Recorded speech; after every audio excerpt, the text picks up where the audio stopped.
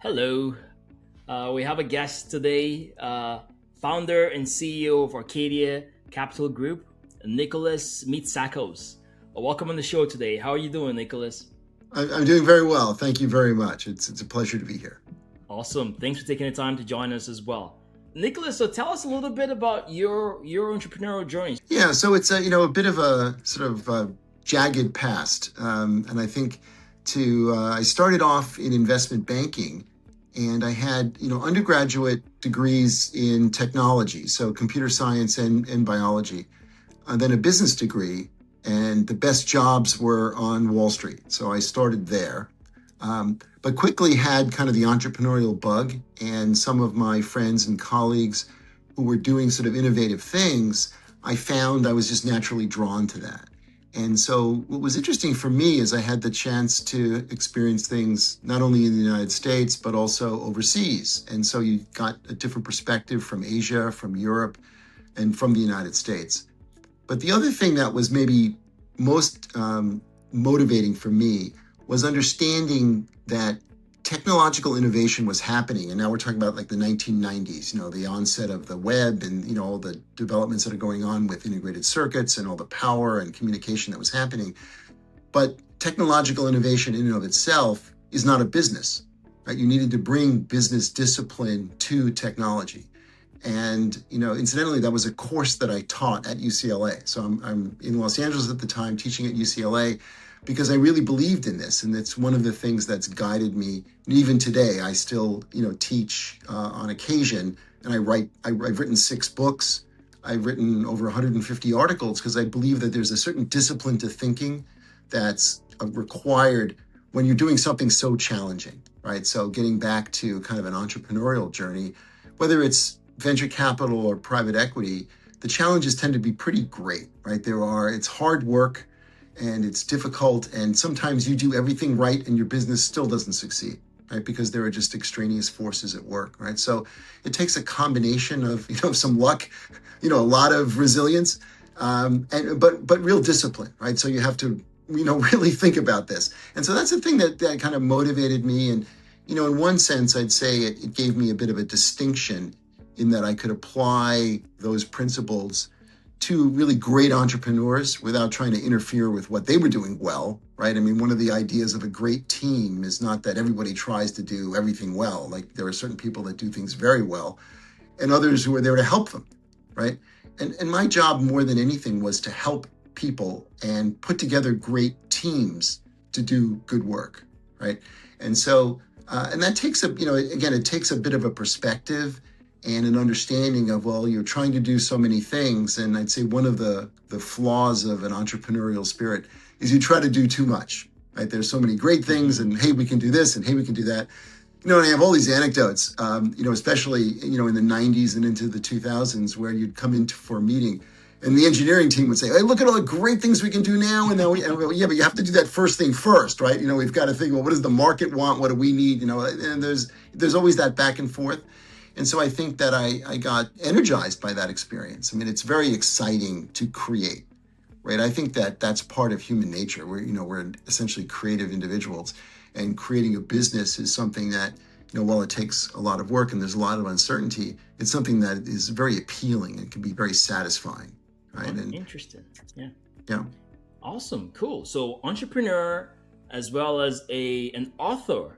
right. That's amazing. And your most recent venture, Arcadia Capital, Mm-hmm. what exactly do you do? What does Arcadia Capital Yeah. do? So it's, if you will, it's kind of an umbrella bit organization for a couple of different areas that I like to pursue. So I have a team of highly qualified programmers focusing on developing AI tools and applying those tools to the specific applications. And we can get into a lot of the thinking behind AI. One is I believe that it is a tool. I mean, I wrote a book saying just that, right? Like the title of the book it's called The Sharpened Rock. And what I mean by that, just to talk about that for a little bit, is maybe the single biggest advancement humankind had was when it learned how to sharpen rocks, because it now could make tools from tools. And that set advancement on an accelerating pace. And I think if you scroll forward that analogy today, we now have, AI as a tool that can make tools.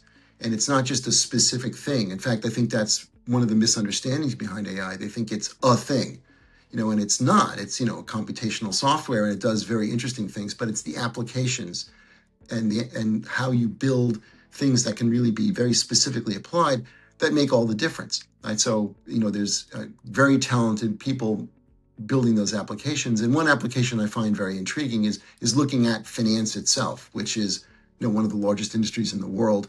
And it's about to be disrupted because if you think about it, there are a lot of basically equations that go into finance. It's an algorithm in many ways. It's very complicated, but these are things that AI can handle well.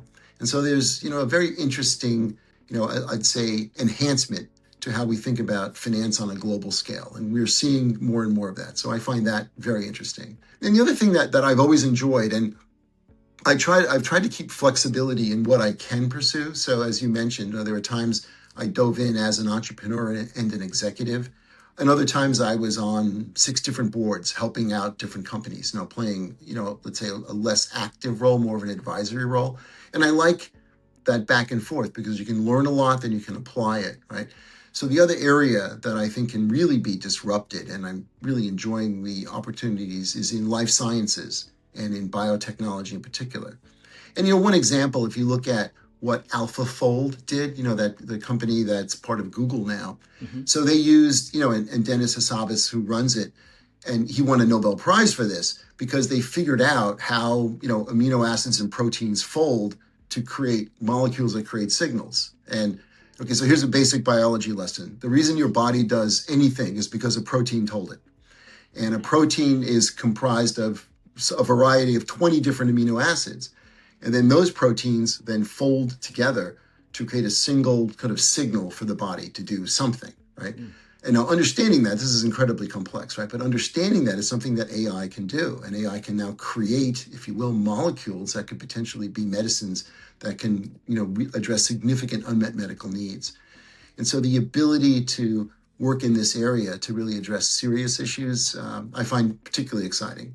And then the other area that I enjoy is, I'll say technology in general. And so the if you will, maybe the single biggest opportunity today is, I'll call it's the capturing, processing, and analyzing, transmitting, memorizing, and then delivering data, right? So companies that fit into those categories, and they're well known, companies like Nvidia for the processing, companies like Micron for the memory, companies like Amazon Web Services and Microsoft Azure for the kind of the collection and the memory of data, the delivery, the processing, all of that whole cycle is maybe the single most important and impactful opportunity we'll see.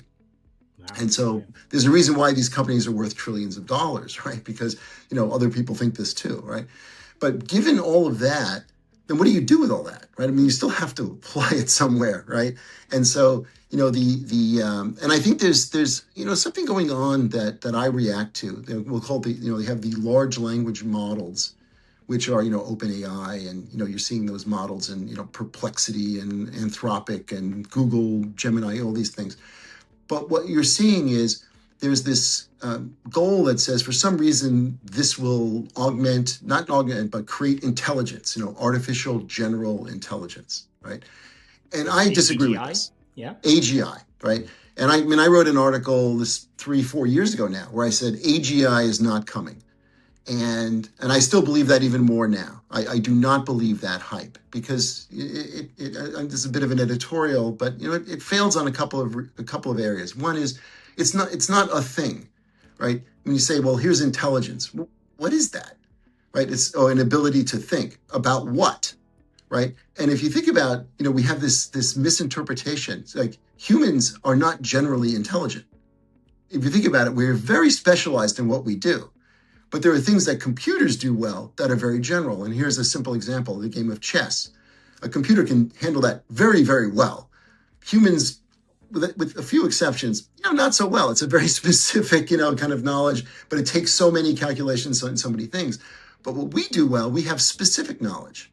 And this is kind of my whole thesis, is that this capability to collect data, process it, deliver, it's really a specific knowledge to a certain area. I mentioned medicine and drug development. We can talk about communications. We can talk about, other areas where it can really enhance what we do. So for instance, anything that requires a series of calculations, great, we can have those calculations. But what does it mean, right? There's a sense of an awareness that humans have that a machine will never have, even in spite of what some people say, I will never have it. And then here's another good example of what I'm talking about. So there's this great, sort of buying problem where you'd say, okay, here's a square. Everything that's written in that square is false. Okay. But if that statement is false, then it's true.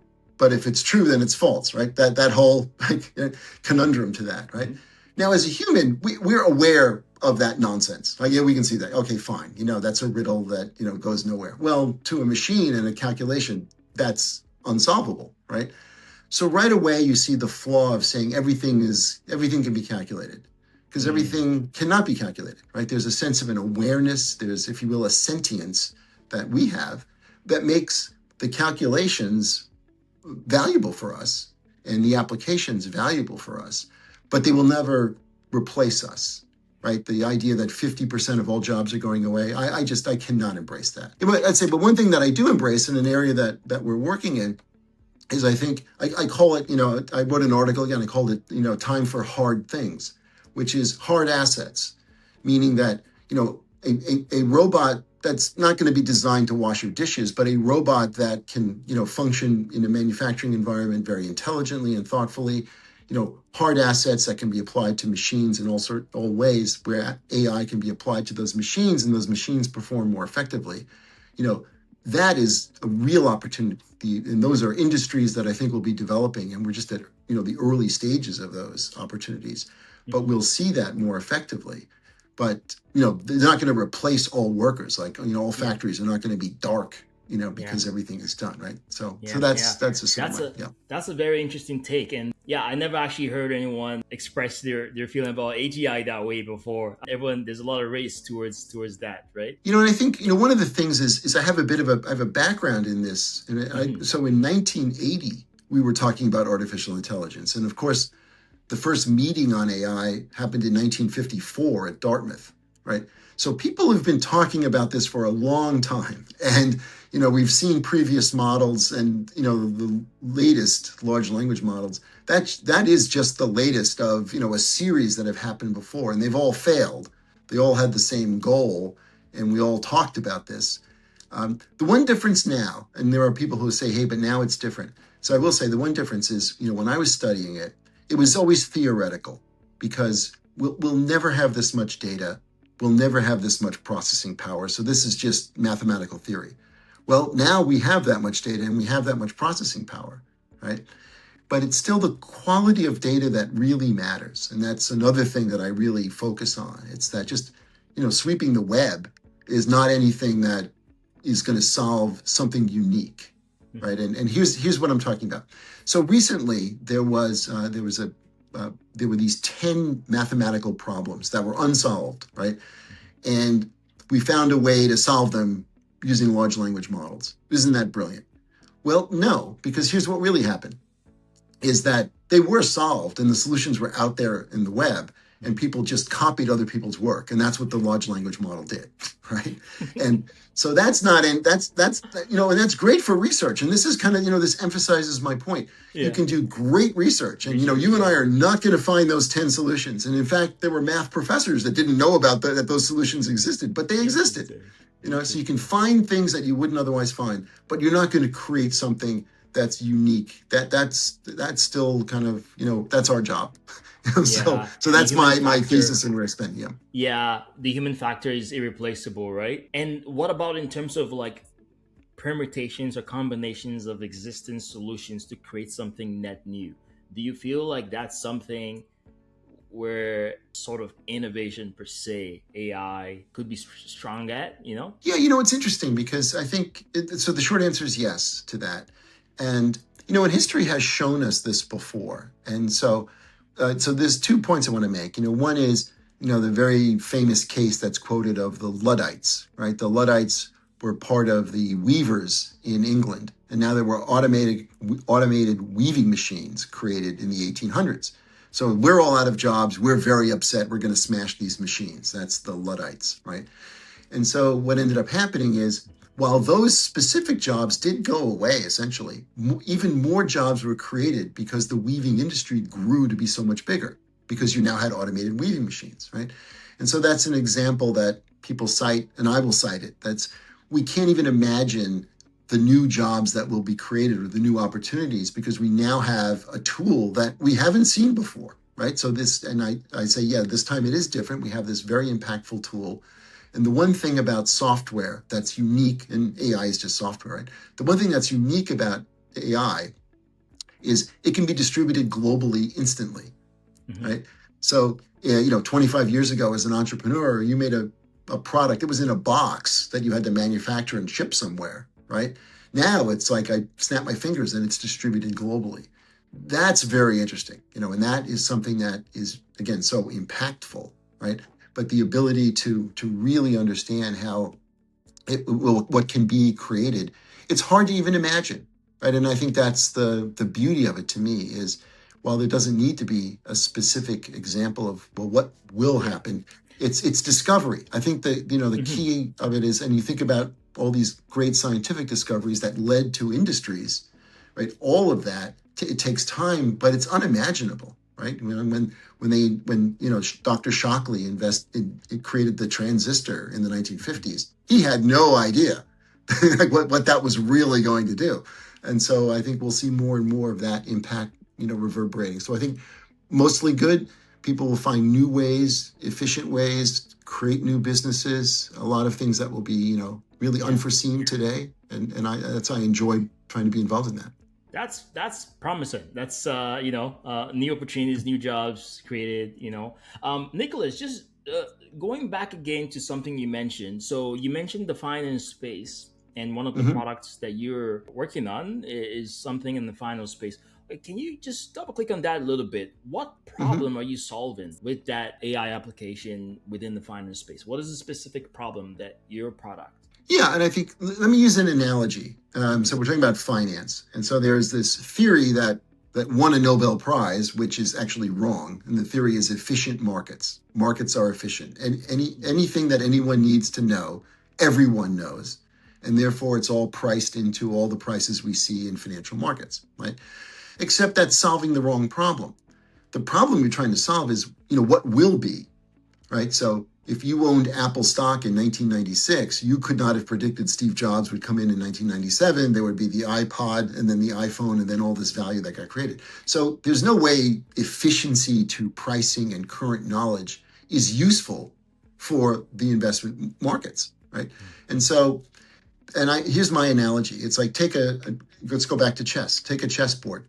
That is a completely efficient market, because every piece is known, every move is known. You can't do anything surprising or unforeseen. It's all there. It's completely efficient. Yet you and I don't know who's going to win, right? So you need additional information, right? You need to understand, certain qualities that really can't necessarily be calculated given current information. So what you need to do is understand, well, what can impact this, we'll call it now back to financial markets, what really can impact financial markets. And one of the things that I talked about, and in fact, it's one of my books that talks about, there are so many other factors like geopolitical risk. And you think about, well, what's happening in, between China, the United States, Taiwan, what's happening in South America, Venezuela, the oil markets, what's happening in Europe. And, look, Russia and Ukraine are more than 30% of the global wheat market, right? There's a war there, right? All these things impact our lives more than we would ever think, right? And so all of these factors need to be taken into account. So now that becomes almost an impenetrable calculation. So this is where AI comes in. Let's try to understand what factors really make a difference, what factors really matter. And an analysis that looks at millions and millions of variables is, to me, kind of worthless. What really matters is looking at the factors that make the difference, that, not just influence, but really impact. And with that kind of knowledge, you can, and so the products, to answer your question specifically, are here's a portfolio of information that you need to understand, and here's how that's changing, and here's how we predict it will be going based on what we see. And then also here are some predictions we make based on the analysis that we've done, right? So there's sort of two avenues to really be impactful.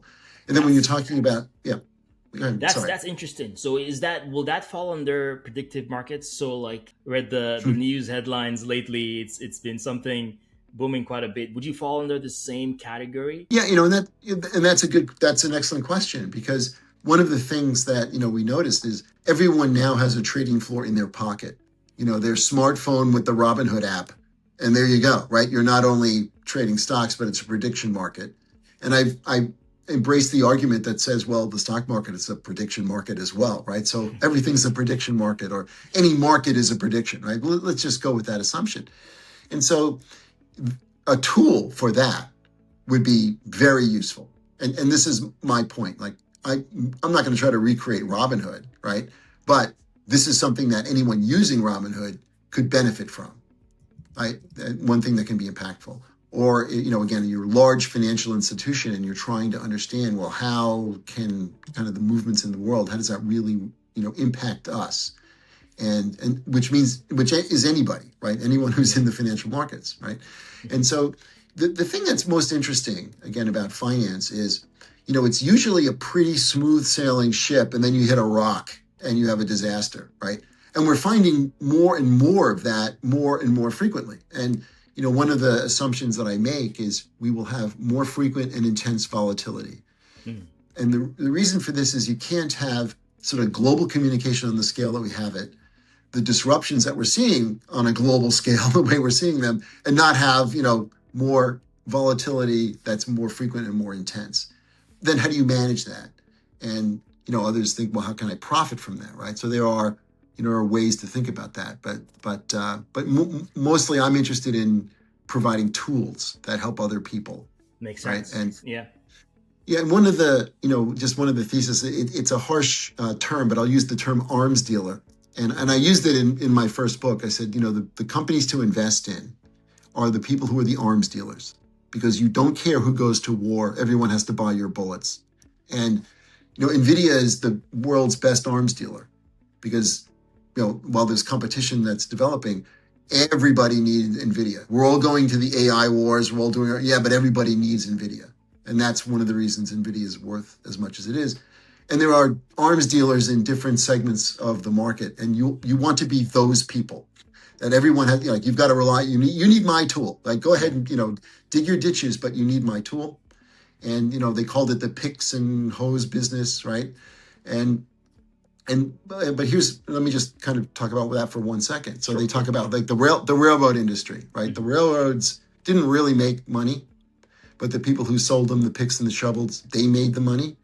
And that is true, except that they've got to still build the railroads for your business to be valuable. And so while you want to be someone who provides tools, provides services to industries, make sure those industries are actually happening and building. And one of the interesting things is we're seeing so much capital being put into AI, a disproportionate amount, right? And so when you're in trouble and here's one of those things, there was a press conference with, Sam Altman from OpenAI, and someone said, well, you're planning to invest $1.4 trillion, yet you're generating 24 billion of revenue. Justify that for me, right? How can that possibly, what's the return? And he dismissed it, saying, I'm just tired of talking about this. As soon as somebody says, I'm tired of talking about this, it's a real problem. And I take a different approach. I'm like, go ahead and build it. You may not be in business in 5 years. And there are many people who helped build out the internet who are not in business today. People like there's Global Crossing is one famous example. A company worth billions that just went away by laying dark fiber everywhere. Well, but that capacity will exist. What they are, the data centers they're building, all of this infrastructure, it will exist. And so we will benefit from it. And so you want to be on the side that will always be a beneficiary of that capital expenditure. I don't think you want to be the people making the capital expenditures. You don't want to be the railroads. And there are too many people being railroads. And, and then there's opportunity around that. It will be built. It will take time. It's a much longer time horizon. People saying, we'll have, AGI in next year, 3 years, 5 years. Yeah. So first off, no, we won't. And secondly, you don't want to be in that business. You want to be in the business that's, providing services for that business, right? Wow. And, and there's an example, I guess we'll give a real example. So the company Tesla, mm-hmm. It's one of two things. Yeah. Mm-hmm. Yeah. So it's one of two things. Either it's got a platform for artificial intelligence with data for mobility, for all sorts of transport that can be integrated into an AI engine. And, there's a whole thesis that justifies why this is worth $1 trillion or more, right? Or it's just a car company. And there's nothing distinctive about it, except that it makes a car that some people like, and it's a good car. And, we have one. It's nice, right? But you look at that and you say, well, then it's not worth $1 trillion if that's all it is. And that's what makes a market. Just to kind of, the punchline here is, you can be an entrepreneur and, not to pick on Elon Musk, but, maybe you're just a car company and maybe you're worth, 1/20th of what you're currently worth. Or maybe you're worth 3 to 4 times more, depending on which way that goes, right? I know which way he would argue. And also the same thing with SpaceX. We're picking on that.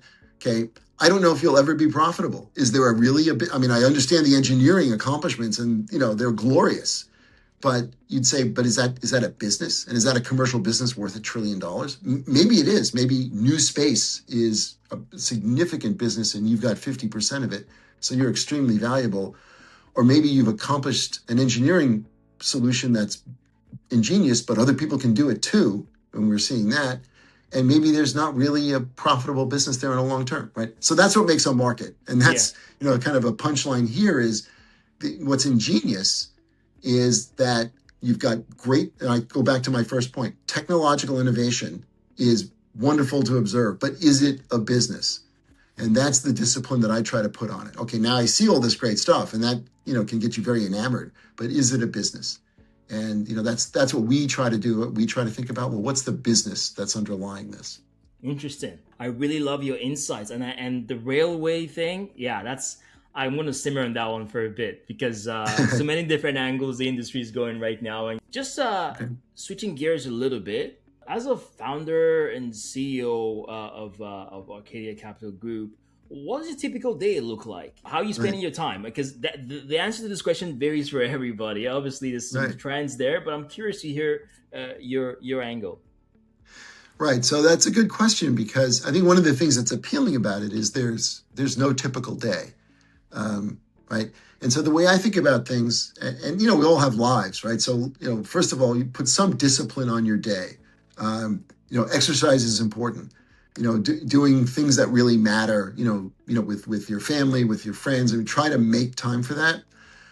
But it takes a lot of work still. And so a typical day is spent thinking about a lot of issues, dealing with, the important stuff. And I'd say more than anything, and this really comes from Jeff Bezos, he talks about this, that of all the decisions you need to make, 80% can be made and then reversed, right? So just let people just do that. I don't need to really get involved. You're smart enough. That's why you're here. Go make those decisions.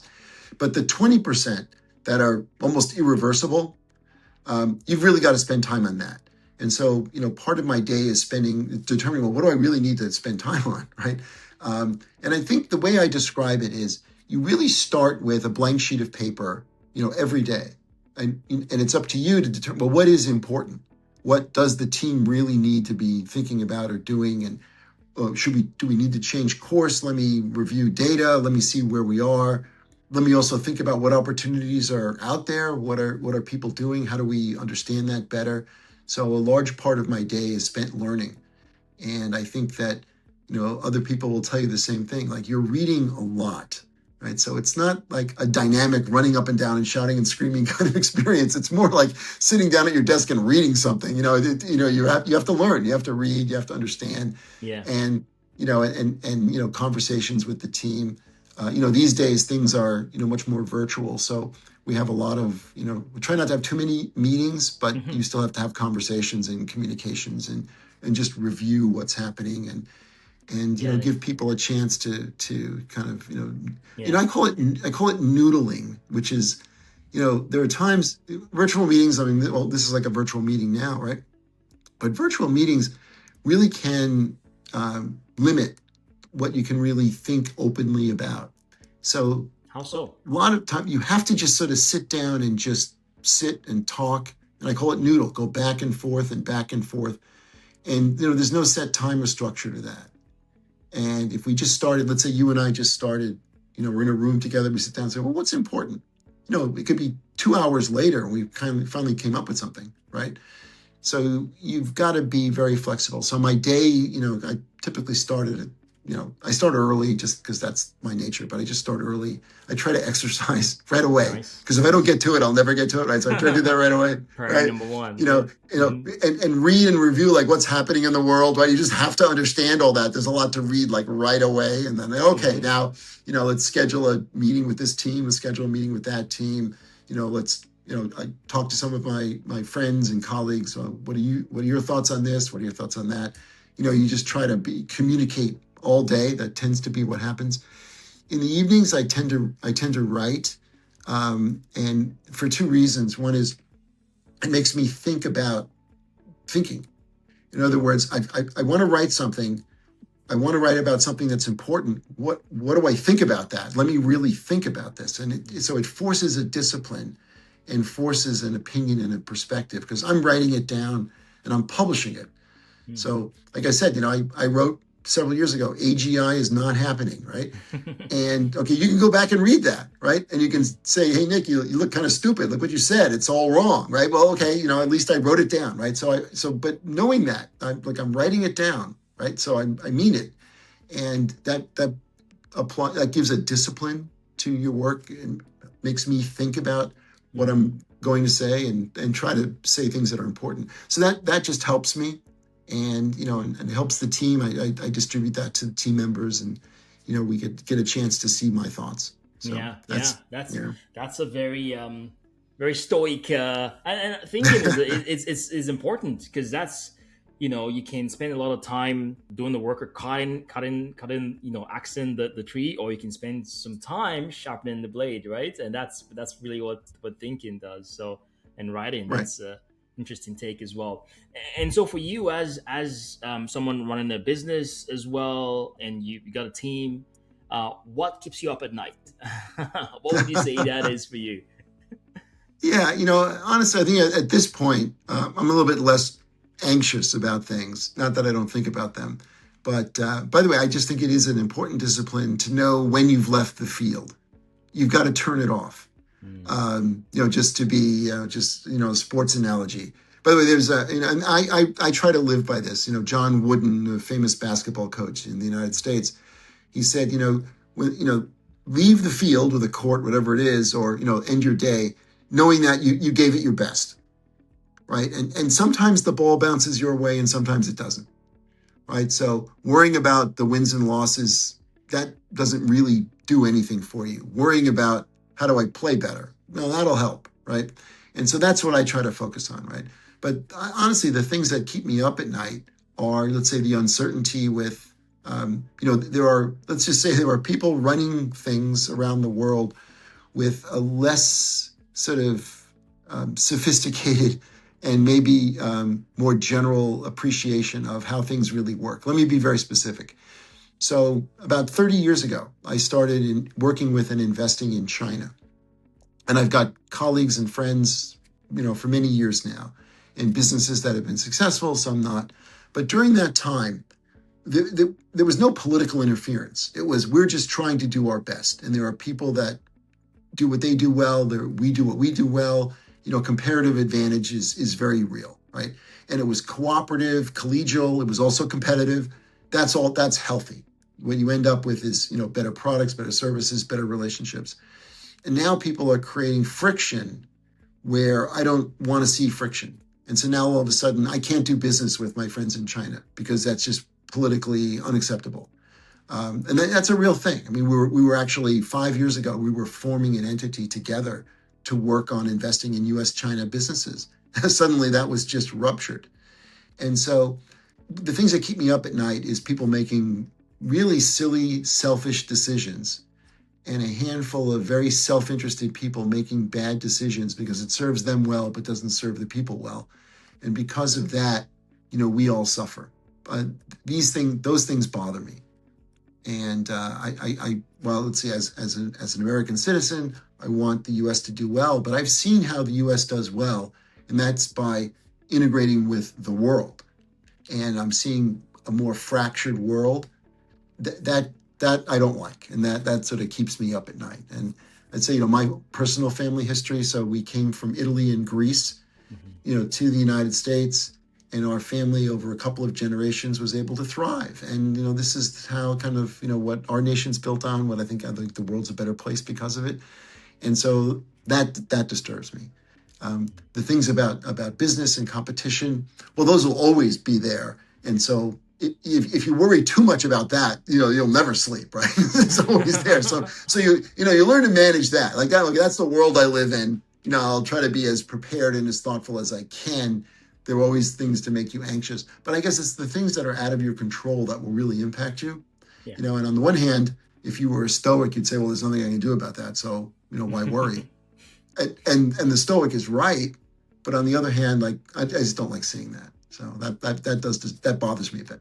What is one thing that you would change? Yeah. If you had say all the power in the world, if there's something you could change that could affect directly what you're building, and maybe not generally the industry, but for you specifically, what that would mean. So what is something that you would love? There's value in the struggle as well.